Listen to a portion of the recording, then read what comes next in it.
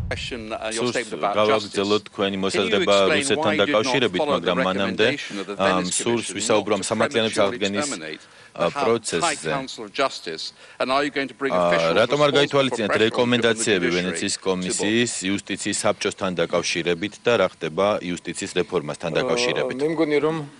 მე მგონი რომ თქვენ გაქვთ ისევ ცალმხრივი ინფორმაცია, კიდევ რჩება საშუალებები და ახერხებს ოპოზიცია დღეს რომ სიცრუე გაავრცელოს ევროპაშიც. საქმე აბსოლუტურად პირიქითაა. ჩვენ მაქსიმალურად თითქმის 100%-ით, შეიძლება 99 სადღაცის მძიმე და წერტილია შეიძლება გადაადგილებული.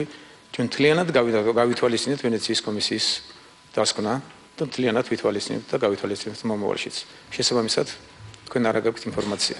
ჩვენ ვითვალისწინებთ ვენეციის კომისიის დასკვნას, ჩვენ ვითვალისწინებთ სამოქალაქო საზოგადოების, ვითვალისწინებთ და იცოდეთ რომ გაცნობებთ რომ თვითონ უმაღლეს სასამართლოს თავმჯდომარის ხელმოწერაც ამ რეფორმაზე არსებობს, ისიც თანახმა ამ ტიპის რეფორმის გატარების უკვე არსებობს ბატონი ჰამენბერგის შეფასებაც, რომელიც აღიარებს რომ ეს რეფორმა არის ძალიან წინ გადადგმული ნაბიჯი და არის ძალიან კარგი.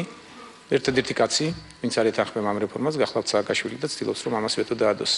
მაშინ როდესაც სხვა განსხვავებულიაზე არ არსებობს პრაქტიკულად.